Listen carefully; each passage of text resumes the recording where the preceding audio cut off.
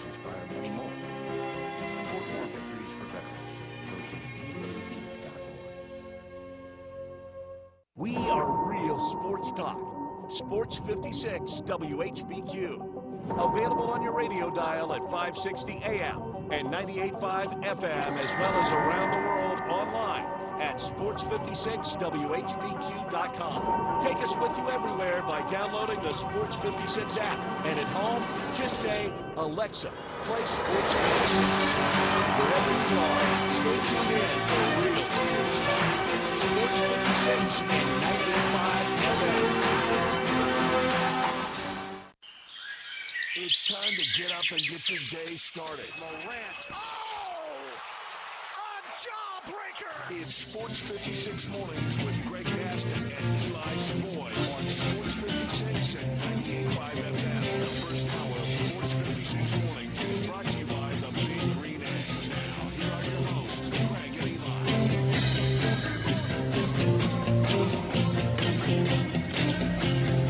Eli. Don't worry, we're here. Hopefully you are as well. Welcome in. Cold morning, but it will warm up today. 52 degrees right now if you're about to leave your household. 84 for a high today, though, under sunshiny skies here in the metropolitan Memphis area. We welcome you into Sports 56 Mornings on this Thursday, October 3rd, 2024. Greg Gaston, Eli Savoy, Elijah Seegers, broadcasting from the Family Leisure Studios. Family Leisure, it's located at 2120 Whitten Road, just north of I-40. We can't thank them enough for being a part of our station for many, many years now. They still have that huge spa sale going on. In fact, the world's biggest spa sale. I think who's the people that do the lists? The big book of world records. It's the Guinness Book of World Records. I think that's in the Guinness Book of World Records for the biggest spa sale. So if you're looking for a spa, you're looking for a cold plunge, swim spa, whatever the case may be, 2120 Whitten Road, just north of I-40, Family Leisure is the place for you. The first hour of the program is also brought to you by the Big Green Egg. Coming up on the program today, plenty of baseball talk. Major League Baseball playoffs underway, as you know, and 3 of the 4 wild card series are over. And a couple of big surprises. We have one more to be determined today. In a rubber game, we will go over all the details in case you missed the finals from last night, and we'll talk with Kerry Miller at about 8:45 on all things Major League Baseball. From 9 to 10, it's the AutoZone Liberty Bowl Inside College Football Hour. We'll be joined in studio by Harold Grader. We'll have our world-famous Pick 6, where one of you will go up against one of us for Central Barbecue. Delicious Central Barbecue. No Ryan Silverfield today. No Tiger football report because of the bye week for the Tigers. Ryan next week will join us on Wednesday because the game at South Florida will be on Friday. So keep that in mind for next week. We're talking baseball. College football week 6 begins tonight with a couple of games. NFL week 5 begins tonight with a game that we'll have for you right here on Sports 56 and 98.5 FM, the Buccaneers at the Falcons. The Memphis Tigers basketball team, we got news on them. They'll also have Pro Day later this morning. And we'll talk Grizzlies, final day of their 3-day training camp in Nashville. We'll tell you what's going on with them as far as what happened with the imaging for Jaren Jackson Jr. on the injury that he sustained. We'll give you all the details, and we'd love to hear from you on the Sissy's Log Cabin listener lines at 901-360-8255. You can call in or you can text in. Good morning. Good morning. I took your lead from yesterday. I know you wore long pants yesterday. I had the shorts on. Not that I'm that cold. I love crisp, cool fall mornings and evenings and actually days, but I know it's going to get warm today. But I went with the long pants anyway for this morning. So again, just getting out of the car, feeling that little bit of breeze and breathing in that fresh air. It's my favorite time of the year. October is my favorite time of the year, not because I was born in October, as were you, not because I celebrate an anniversary in October, a wedding anniversary. It's just the best month. Weather-wise, it's the best time of the year. And sports-wise, you can't beat it. Everything comes together basically in October. And baseball right now It's the best baseball of the year.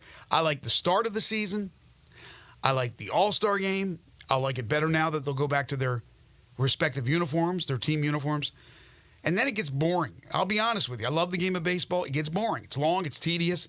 You got the pennant races going on in September, which are cool. But October baseball, there's nothing like it. And you and I were wrong. I hope people didn't take our picks to heart, because the Kansas City Royals and the Detroit Tigers are moving on. There is something about that American League Central. Yeah, well, it's what a bizarre year for that division. You have the record-setting worst team in baseball history, but you also have 3 of the final 4 teams standing in the American League. Just a strange occurrence going on there. And when you look at the 2 individual stories of these teams advancing, I mean, you're talking about the Royals again. 106 losses last year. 106 losses. And now they're going to the division series this year. It's an amazing story turnaround. And, of course, when they go to the postseason, they generally go to the World Series.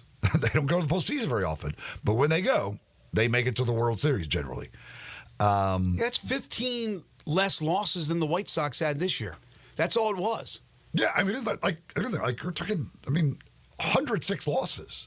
It's 56 and 106 to the next year. And it's not like this is the Royals. This isn't the Dodgers or Yankees. They didn't go sign, they didn't spend $1 billion in the offseason on free agents and completely remake their roster. They still have a roster that nobody really knows. But they continue to win games.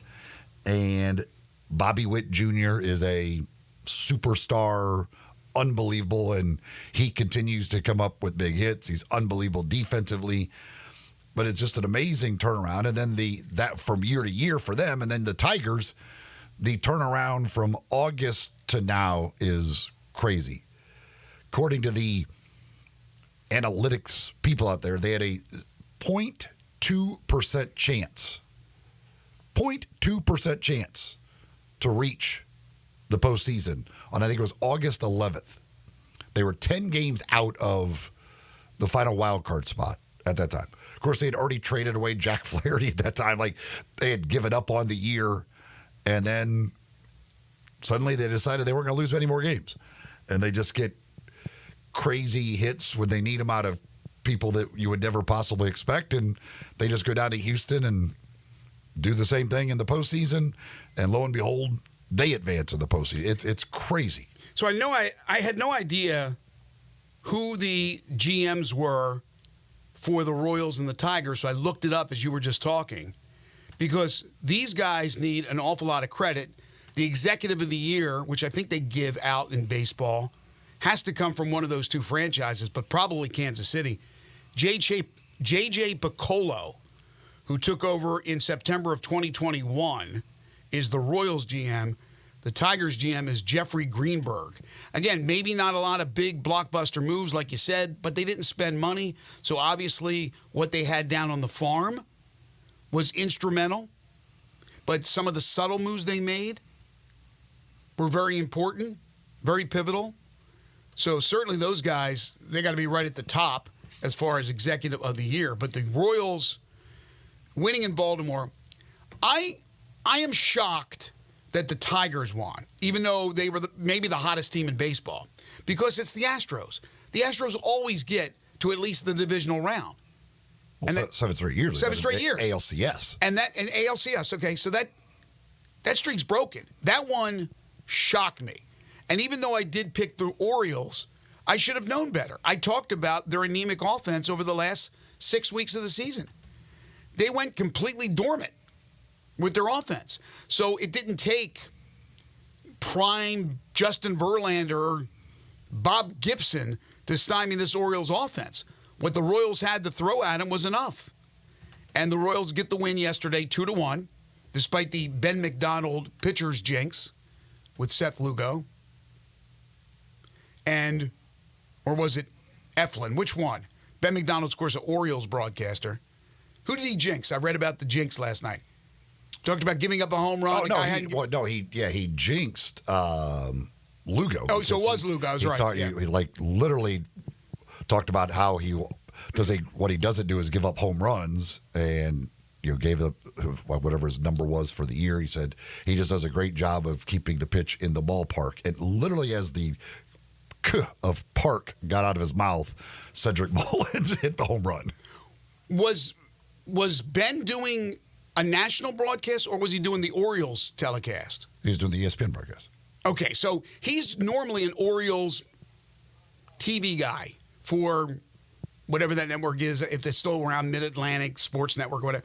So he jinxes, but even though he was doing it in a neutral position, in the back of his mind, he probably did a good thing because he's an Oriole through and through.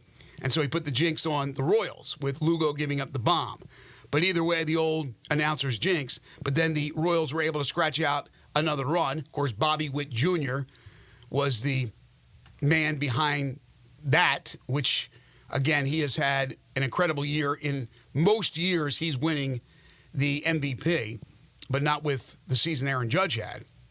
So the Royals squeak out a 2-1 win. They won 1-0 2 days ago.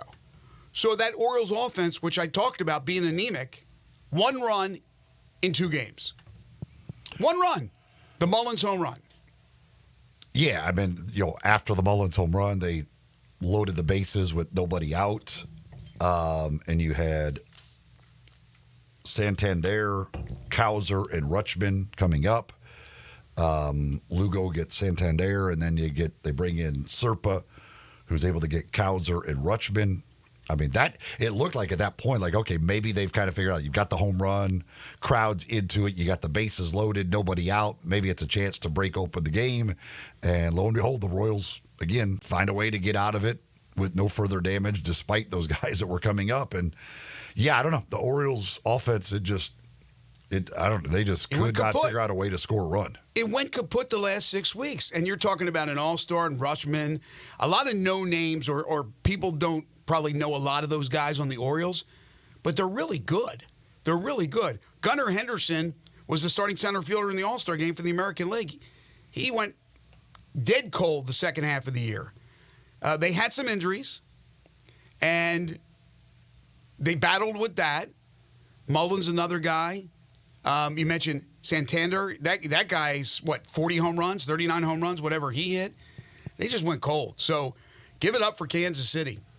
Just a very disappointing loss for the Orioles. I have a bunch of friends who are Orioles fans, not real happy. I mean, Santander was second in the American League.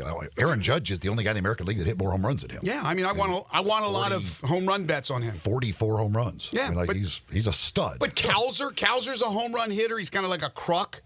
He hit a home run or one of those big left-handed hit. They had 6-7 guys. I used to play the Orioles and have 6 guys to hit home runs, and 2 or 3 of them would hit home runs, and I would profit a lot. And then it went cold. I think maybe I jinxed them, and all of a sudden they weren't hitting any home runs. But again, 1 run in 2 games, incredible. The other series that we just talked about with the Tigers and Astros, again, that one really surprised me. I know Detroit was the hottest team going in, but it's just like we thought during the regular season. The Astros were 10 games at one point, 10 games behind Seattle. They'll catch them because that's what the Astros do. But the Tigers get 4 in the 8th. Andy Ibanez with the big bases-clearing triple, the difference in the game. Justin Verlander, never a part of the team in this series. He was hoping to be able to pitch in the next series if the Astros advanced. They did not. Verlander has said that he is not ready to retire and expects to be back for next year. But the Astros, done. Maybe they'll break up the Astros a bit. Maybe Bregman won't be back. I assume Altuve will be back and Alvarez will be back. And they'll probably be back. But maybe it's the end of the run for the Astros. So there you go. The Royals advance to play the New York Yankees. The New York Yankees, Jerry.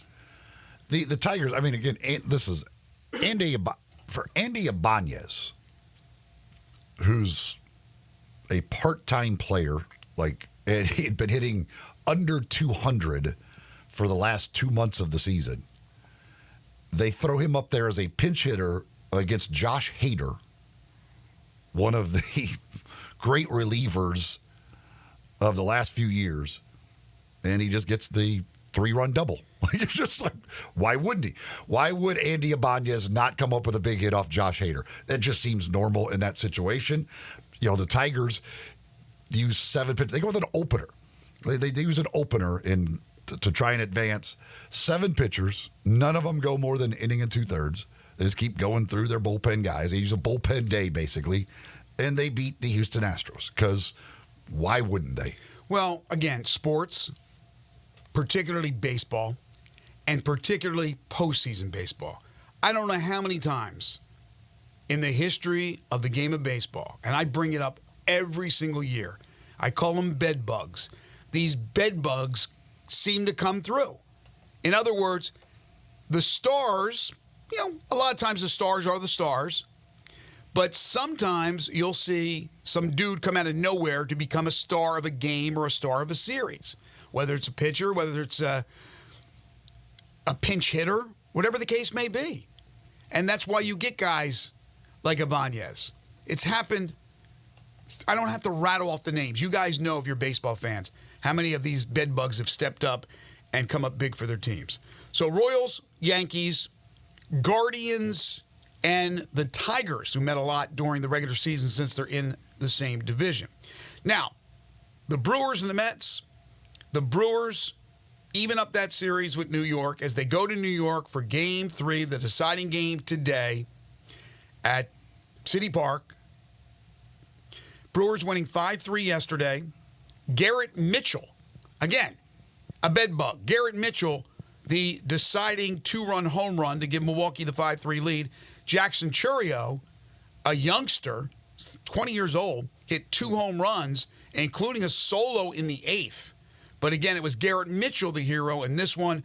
So the deciding game today between the Brewers and the Mets.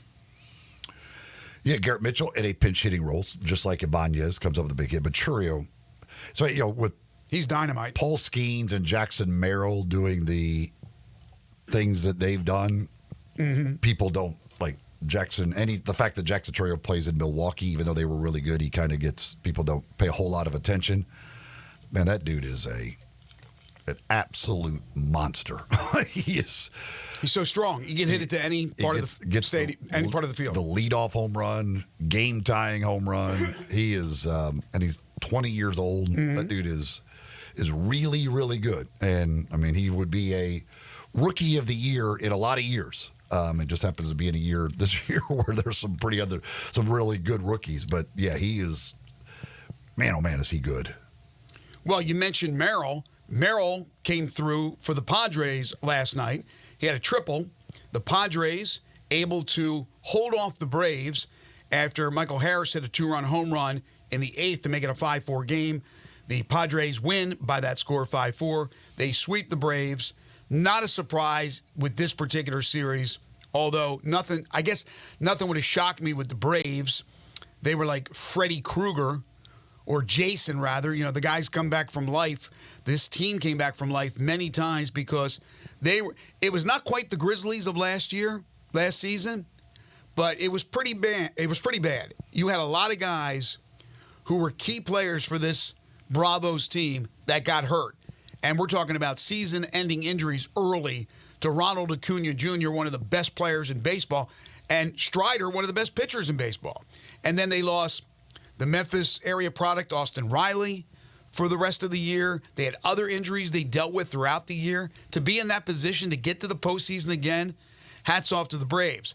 But they ran into a team in the Padres who have gotten really hot over the last 2 months. And they have a lot of talent to begin with. And remember, who's the skipper in San Diego? Former Redbird skipper, former Cardinal skipper, Mike Schilt.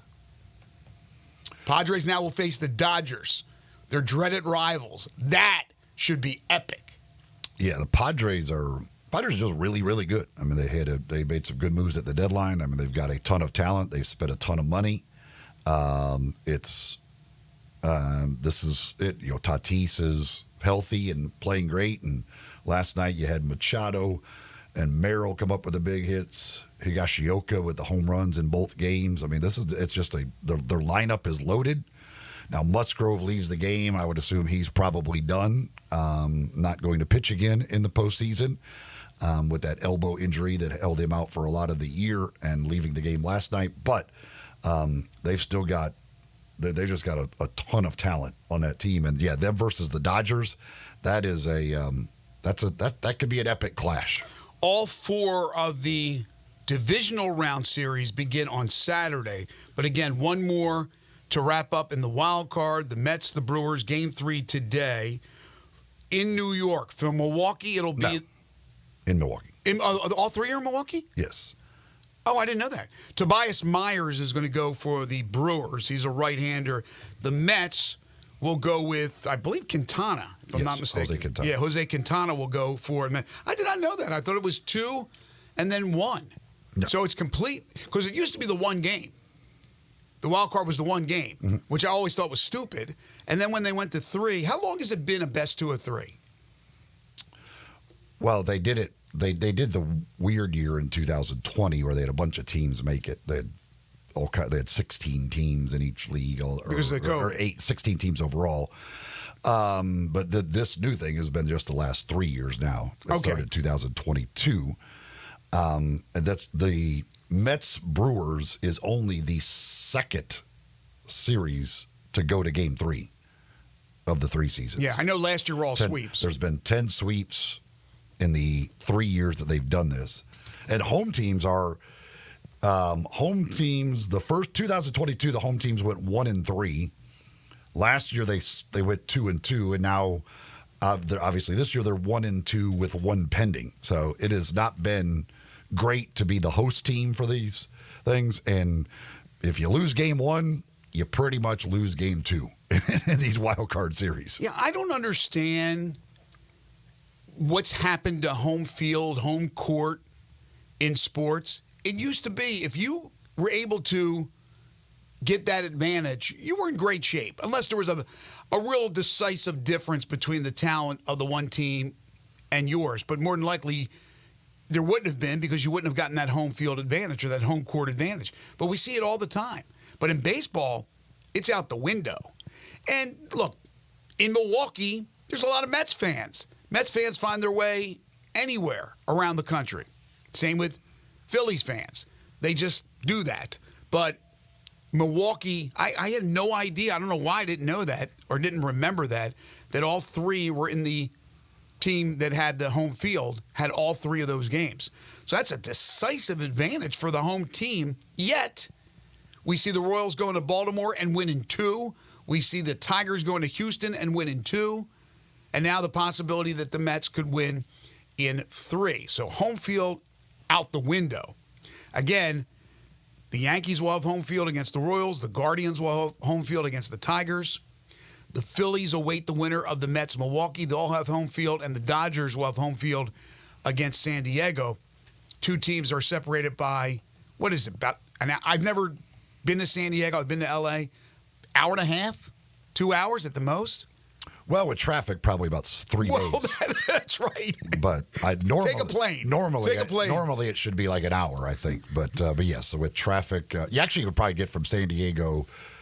You could get from San Diego to L.A. in probably an hour. L.A. to Dodger Stadium, give yourself 6 hours. Now, you've done that. It's just sat in traffic, huh? I didn't drive. I mean, whoever you were with. I was on a bus, but yeah, I mean, like even with, they have little routes for them. It's still like it's still not fast. It's just traffic backed up forever and ever and ever. I don't understand how people do that all the time. See, what's crazy, and I have family out there. I have one of my best friends out there. I got so many people that I know that are in LA now, and I've been out there several times. Maybe I was just lucky, but we drove all over the place. We went everywhere. We went to Anaheim. We went to Santa Monica. We went to Pasadena. We went into the valley. All those. I guess Pasadena's the valley. I never ran into traffic. I don't know. I guess I was going at the right time, leaving at the right time. Maybe like 10 in the morning, or like after the morning drive traffic, before the evening drive.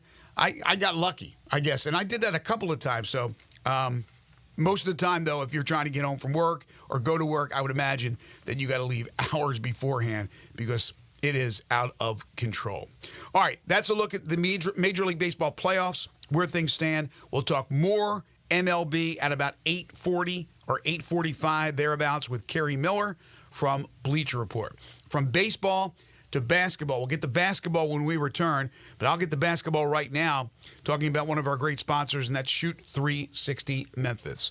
It is a revolutionary basketball training facility that combines cutting-edge technology with gamification, provides instant objective feedback with hands-on, one-on-one expert coaching. So you get the best of all worlds. You have the modern technology. So you have the most modern equipment. You have the best coaching. And you have the analytics, all the numbers that show you and tell you basically what you're doing right and what you're doing wrong. They now have the new Shoot 360 Cordova location. It's a newly renovated 50,000 square foot facility with 2 NBA regulation size courts, 3 high school size courts, and 4 shooting bays with Shoot 360 technology. Memberships are now on a monthly basis, and you can become a member at both locations. Shoot 360 Memphis, if you're an aspiring basketball player, want to get better, and particularly want to become a better shooter, this is the place for you. Give them a call and set up a tour of the facility. Again, either facility, Cordova or Collierville. If you want to call up the Cordova folks, it's 901-779-3176, or Collierville, 901-316-5500. You can go right online, register today. All you have to do is go to Shoot 360 Memphis. That's Shoot 360 Memphis to sign up right now for membership at Shoot 360 Memphis. The future of basketball training is here. Check them out today, Shoot 360 Memphis. Just underway on a Thursday, this is Sports 56 Mornings with Greg and Eli on Real Sports Talk, Sports 56 and 98.5 FM. Broadcasting from the Family Leisure Studio, we are Sports 56 and 98.5 FM. Hello, sports fans out there. Walker Taylor here with the Germantown and Collierville Commissary. We just celebrated our 43rd year in business, and I would like to thank our fantastic customers and especially our loyal staff. Time has flown by. We now have a second location, Poplar and Houston Levy in Collierville. Catering is a specialty of ours. 50 to 5,000, no job too small, no job too big. Full service or self-service. We also have a party room in Collierville that is great for rehearsal dinners, business meetings, you name it, we'd love to have you. Also, our barbecue party packs start at $8.75 a person. Barbecue, beans, slaw, bun sauce, including serving utensils. Especially great for tailgating with football season coming up. The commissary restaurants also believe in giving back to the community. Possibly you have been approached by somebody selling a barbecue 6-pack coupon for fundraising. Cheerleading groups, church groups, anything to help a worthy cause. Holidays are near. Smoked hams and smoked turkeys will be on the pit before you know it. Come see us at Germantown and Collierville Commissary. Also check us out at commissarybarbecue.com. Jenkins Floors and More invites you to their retail warehouse where they pass wholesale savings on to you. Jenkins Floors in Little Rock, Cleveland, Mississippi, and now open in Horn Lake at 2356 West Goodman Road. Specializing in flooring and carpeting, tile, plantation shutters, and blinds, Jenkins makes your life easy with a 2-week turnaround. Contractors, builders, or family projects, call 662-469-9350 for a free estimate. Owners Timmy and Rebecca Jenkins say hello to Sports 56 fans and look forward to your business.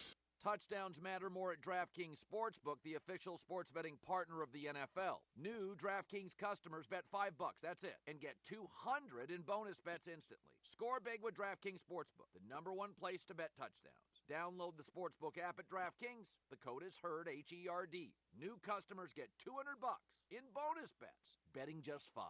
Only on DraftKings. The crown is yours.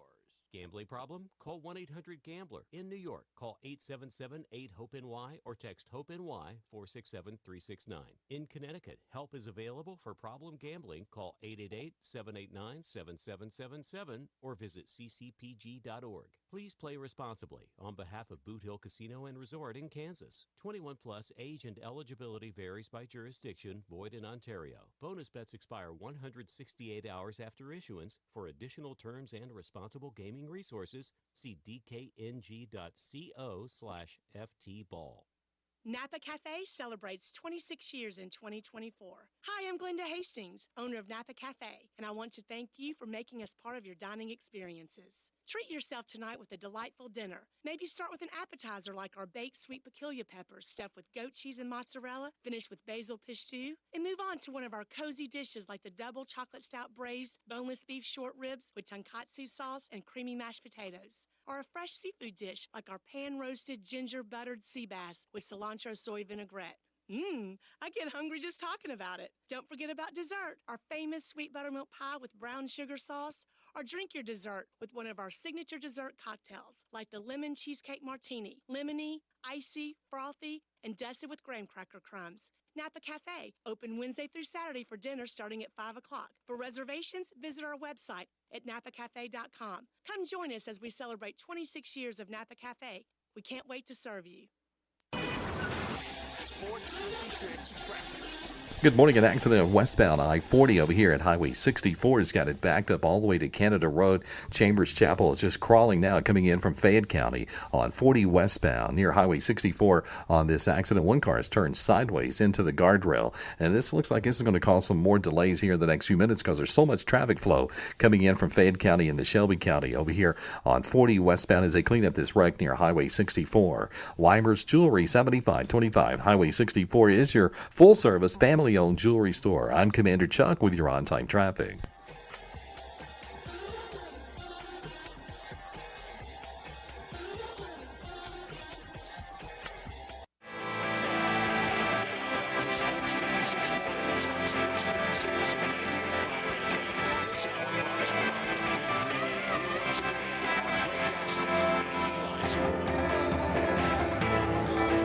Welcome back, everyone. 7:30 the time. Mentioned today is Pro Day over at the University of Memphis for the men's basketball team.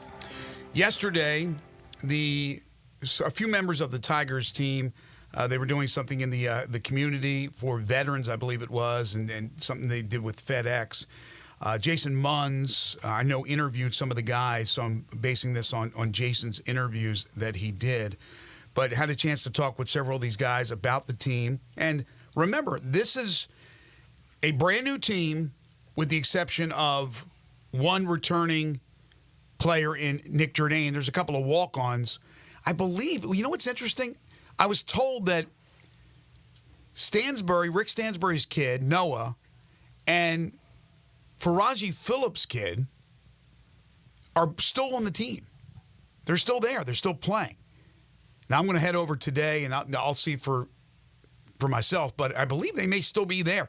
And that would kind of echo the sentiments of what Penny Hardaway said, that even though coaches come and go, that I have relationships with these coaches and continue to have relationships. It's hard to believe that there wasn't some bad blood with Rick Stansbury and Penny. I don't know that for sure. But if the son's there and the son of Faraji, I would imagine that there's not too much bad blood because they feel that not only do the young men want to continue to play where they are and Penny wants to have them, but then their fathers and their families say it's fine. So I'll double check on that, but I believe they're both still on the roster. Yeah, I believe that's the case. So more power to them. And again, it goes back to what Penny had said when he did speak about the coaching changes that he made. But going back to Jason's story yesterday, some of the comments that some of these players made, and yes, it's preseason, it's camp, they haven't played a game yet. We take that all into consideration. But this is a new team. I can't wait to find out more about them. I don't know a lot about them. I'll be calling some of their games. So this is foreign to a lot of people. That's why this could be a real surprise. Hopefully it will be. It needs to be. They can't have the year that they had last year. But it seems like the egos, if there were any, were checked at the door when it comes to this group. And remember, Penny said he wanted them all in by, was it June 1st? And he pretty much had the team in by June 1st. Dane Danger, the transfer from Illinois, his quote, "It's kind of like a super team in my eyes. I have a good feeling about it. I feel like we have one of the best teams in the country. Super team." Tyreek Smith, the period of transition was really smooth. And to be honest, we feel like we can be one of the best teams in the country. Again, a recurring theme here. Tyrese Hunter. It's a group of older guys, and everybody knows how to play basketball. Everybody knows the sacrifice it takes to win. Now, Penny has been relatively quiet about how good this team can be, keeping it close to the vest. Normally, he boasts about it, and that's fine. That's not a problem. But it seems like he's kept it a little bit under wraps. This team, because there really isn't that huge... Now, there's some decent names, don't get me wrong. Hunter is certainly a big name, but it just seems like maybe, just maybe, that chemistry is going to be there and will stay there throughout the season. How good they can be, I don't know. Last year, not only myself, but a lot of people had the confidence that this team could go far because we knew a lot about the history of the players that Penny brought in. And early on, obviously, it worked. And then something happened, whether it was NIL, whether it was egos, an injury here or there with the Caleb Mills injury, and they went kaput. This year may be a little bit different because there isn't all these big names and seemingly big egos. So that's something to certainly keep an eye on. Now, one of the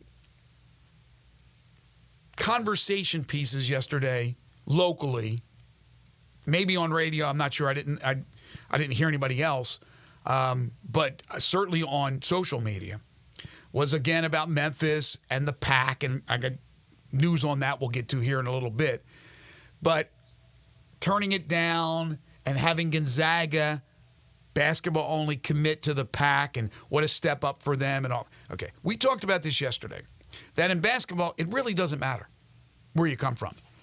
Now, you may play in a league that's not going to get multiple bids, but if you're head and shoulders above everybody else, which you should be if you're Memphis and the American, it doesn't matter. You're going to get to the tournament. So it doesn't matter.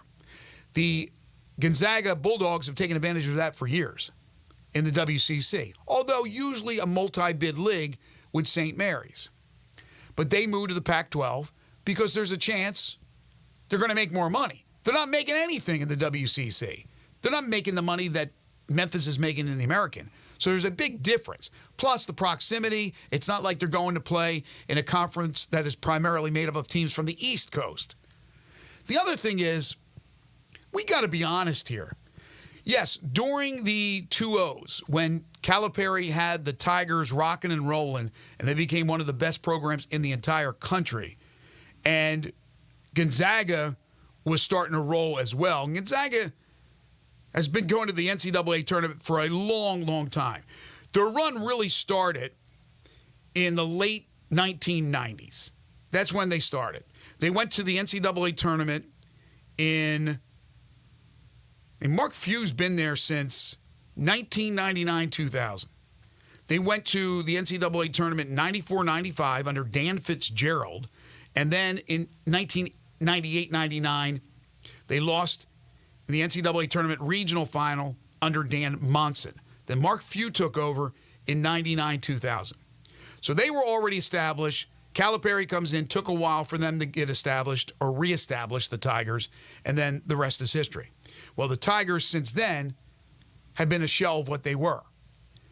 Meanwhile, Gonzaga, go look at their history. It is crazy.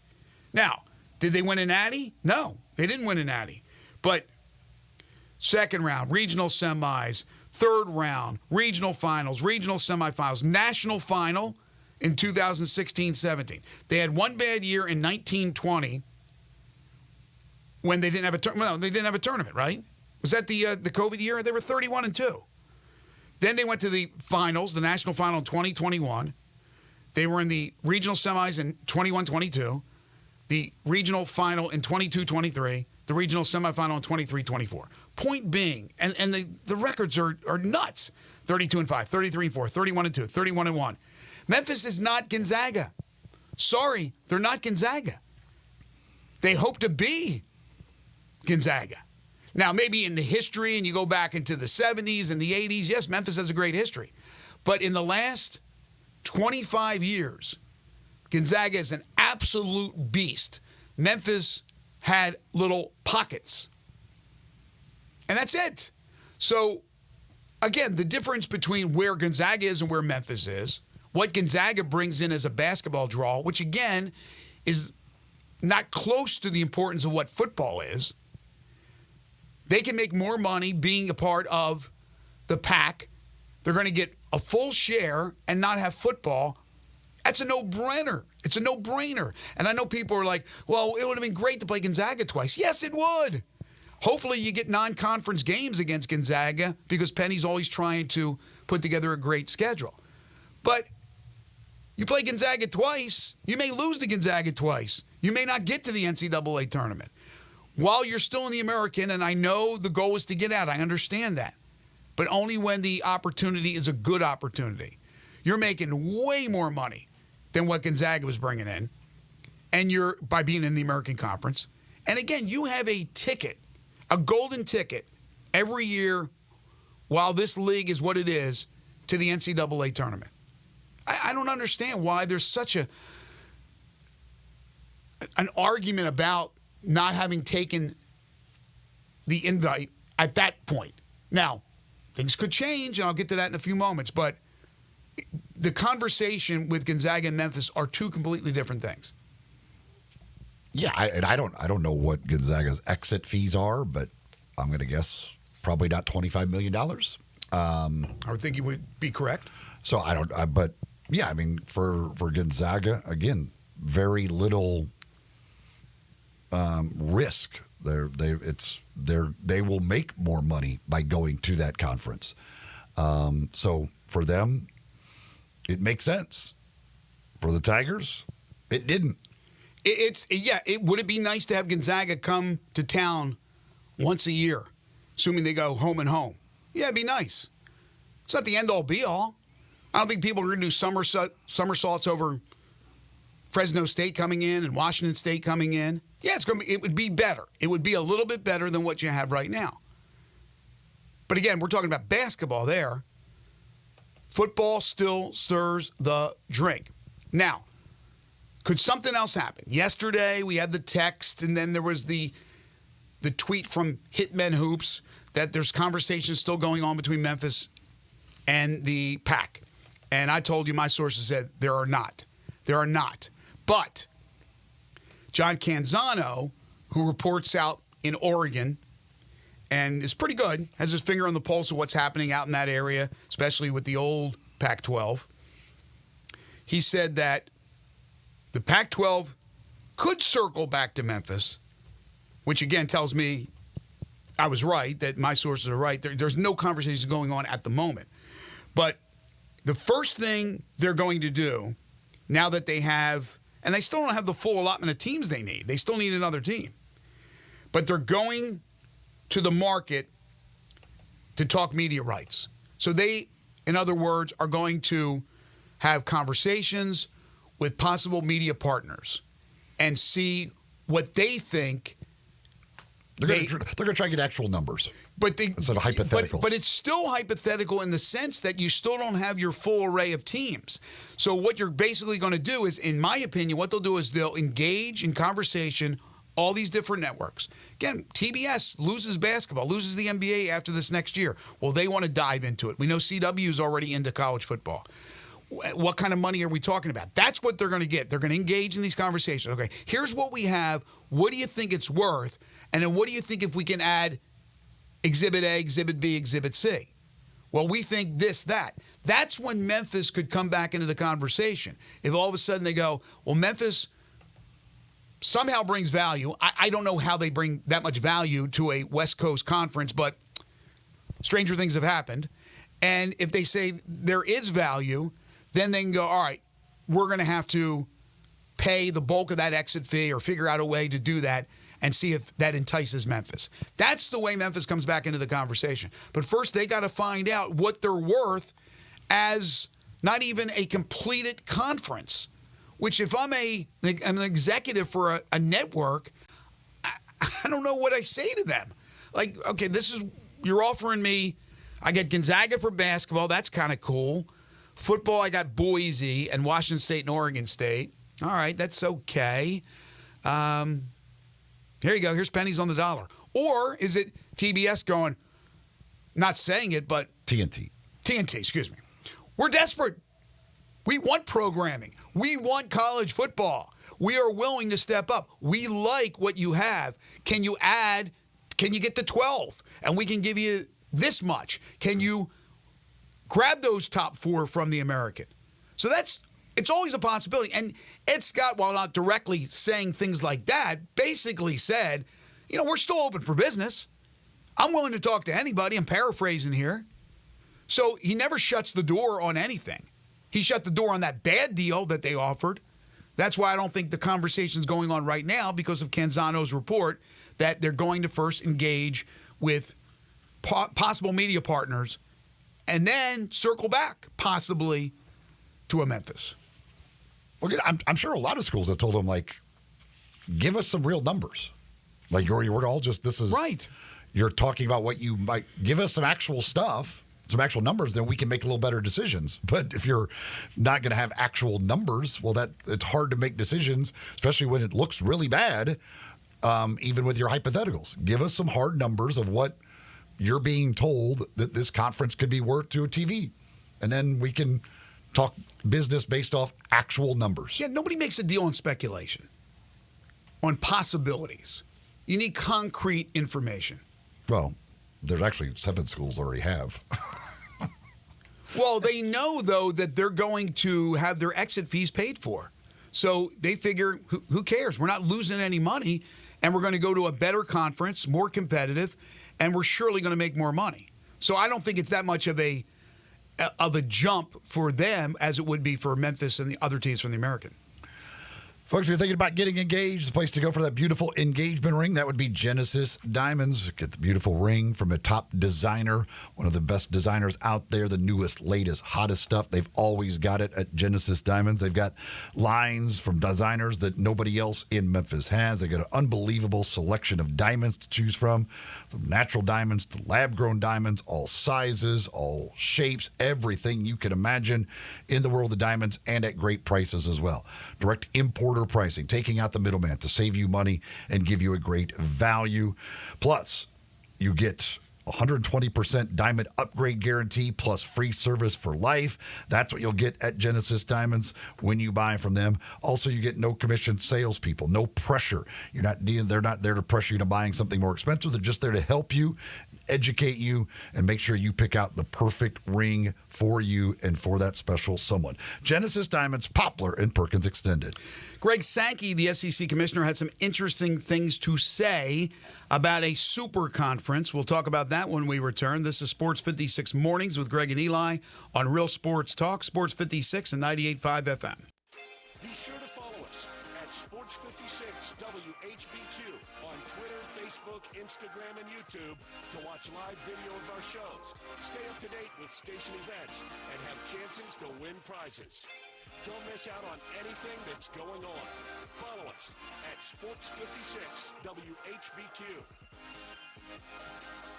I'm Gary York. I'm the service director at Lexus in Memphis. Our service department wants to be more than just a place where you get your oil changed. We do glass repair, windshield replacement, recalibration of your camera and sonar systems, even wheel repair, tire replacement, all the things you would expect from a luxury automotive dealer. Please check out our website. You can schedule your appointment, check out our specials, hours of operation, or if you'd like to do it in person, please reach out to one of our associates at 901-271-5199. Hi, I'm Angie Hicks, co-founder of Angie, and one thing I've learned is that you buy a house, but you make it a home. Because with every fix, update, and renovation, it becomes a little more your own. So you need all your jobs done well. For nearly 30 years, Angie has helped millions of homeowners hire skilled pros for the projects that matter. From plumbing to electrical, roof repair to deck upgrades. So leave it to the pros who will get your jobs done well. Hire high-quality certified pros at Angie.com. Response to the all-new Genesis Diamonds has been incredible. People are loving what we brought to Memphis. Genesis is a different kind of jewelry store with more jewelry than you've ever seen in one place and prices you never thought possible. What people really love about Genesis is the transparency, the education. Genesis is revealing all the long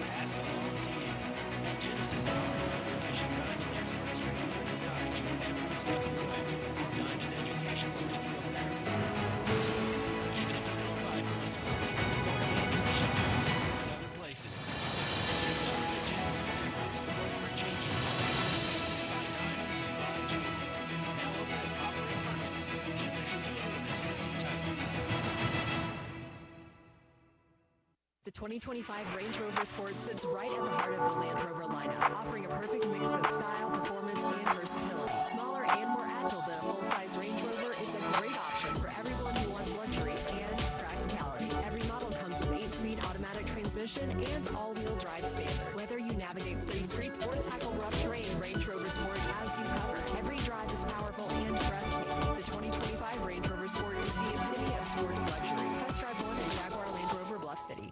Now back to Sports 56 Morning on Sports 56 and 98.5 FM. This hour brought to you by the Big Green Egg. Here once again are Greg and Eli. Welcome back, everyone. 7:50 the time. Wrapping up hour number 1. Hour 2 includes Kerry Miller to talk some Major League Baseball. And then 9 to 10 today, it's the AutoZone Liberty Bowl Inside College Football Hour with Harold Grader. Again, no Ryan Silverfield today. No Tiger football report, with the Tigers having the off week, the bye week. They'll be back in action a week from Friday, a week from tomorrow at South Florida. And we'll have Ryan on next Wednesday because of the Friday game as opposed to the Saturday game. Well, Greg Sankey's no nonsense. Although I like Greg because he has a personality. It's been a while since we interviewed him, but I remember back at one of the SEC media days having him on, and we talked about music. He's a big, if I remember correctly, he loves rock music. A lot of the rock bands, really knows the history of music. But this guy, I mean, if you want a no-nonsense leader, he is right there at the top. He should run for president of the United States. And he doesn't care what people are saying, what people are trying to get accomplished. He's just worried about the SEC. It's all about the SEC. And he was asked yesterday, I believe it was yesterday, about the idea of a college football commissioner. He said, I've studied it a little bit, and I come back to, I don't want to dumb down the Southeastern Conference to be a part of some super league notion with 70 teams that some people speculate would happen. They want to be us, and that's on them to figure it out, not on me to bring myself back to earth.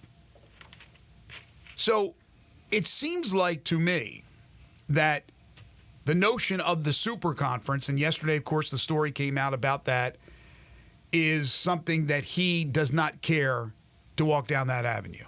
Now, if it's him, meaning the SEC, and the Big Ten, that's a whole different story. But this proposed 72-team super conference, it just doesn't seem like that's his cup of tea. Well, no kidding. Again, so the SEC and the Big Ten aren't going to give up control. Why would they have control of the whole thing right now? Why would they give up that control? For the love and respect of the game of college football, Eli. Well, for the love and respect of tons of money, they're not going to. I know. But again, when it comes to something like that proposal, how would that be implemented? I know Greg Sankey's the most powerful person in collegiate sports, but he's one. You'd have to get everybody to agree to it. So it would have to be unanimous.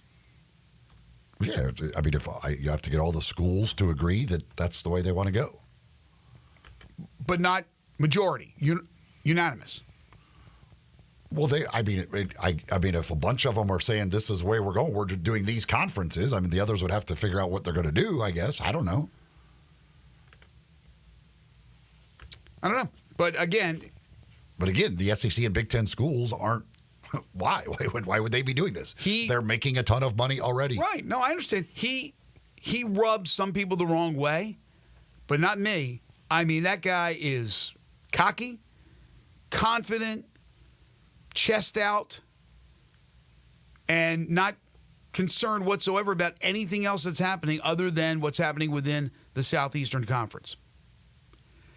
You know, I don't live out west. I don't know what they think about the SEC, what they think about even college football in general. There's obviously some really good programs. But I don't know. I mean, it's still interesting that, well, the Big Ten is certainly important. Don't get me wrong. There's not too many bigger than Ohio State and Michigan and Penn State, so I understand that. But really, while it's not regionalized, it almost feels regionalized with the Southeastern Conference. The southeastern part of the country is college football. I grew up in the Northeast. It's not college football. It's professional football. It's the NFL. It's Major League Baseball. It's professional sports. And college basketball to a certain extent. The Big East was always huge. But college football, yes, and I know Penn State's in the Northeast, but nothing compares to, look, I came here almost 30 years ago now. 2025 will be 30 years. And it just hit me like a ton of bricks how big college football was, and in particular, this gigantic conference called the SEC. No idea. No idea when I came down there. And I'd already been in television for 10 years. I knew what Bear Bryant in Alabama was all about and the history of some of these schools. But this is just, it's nuts. They control what is going on. And I don't know how, other than just more money, it doesn't fracture the game if you break away with just 40 teams and 2 conferences and leave everybody else standing at the altar. It doesn't make a lot of sense to me that they don't care about really where that future is, where these other schools are, these other programs. They don't have to. I understand that. But it's a dog-eat-dog world. I don't mind, and this will probably rub some people the wrong way, but a super conference breakaway, because I've said it all along that I believe one day what we know as Division 1A, FBS, there'll be that group, and then what is now the group of 5, soon to be the group of 6, whatever, that they would become in essence like the 1AA and have their own playoff. And then the 1AA drops down, not technically, not name-wise, but there would be that chasm between them. So, and I don't have a problem with that. It's a dog-eat-dog world. But a breakaway of just the 2 conferences to determine a national champion, that bugs me.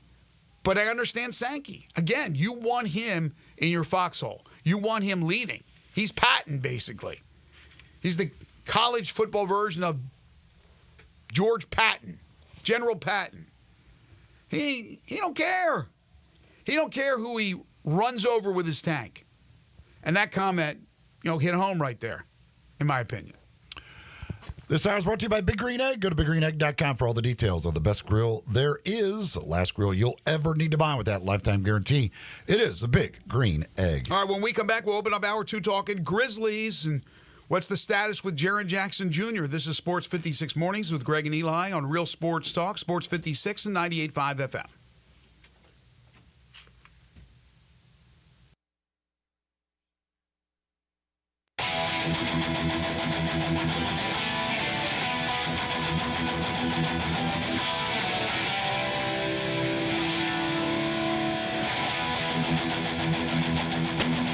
When you're working outdoors, unpredictability is the norm, so tackle your toughest jobs with the 2025 Honda Pioneer 700. This rugged side-by-side brings power to any party with reliable torque for towing and smooth shifting for the trails. And you can choose between 3 trails, Standard, Deluxe, or the True Timber Force Edition, equipped for ultimate backwoods adventures. See the 2025 Honda Pioneer 700 today at DeSoto Honda, 5656 Newman Road in Old Branch.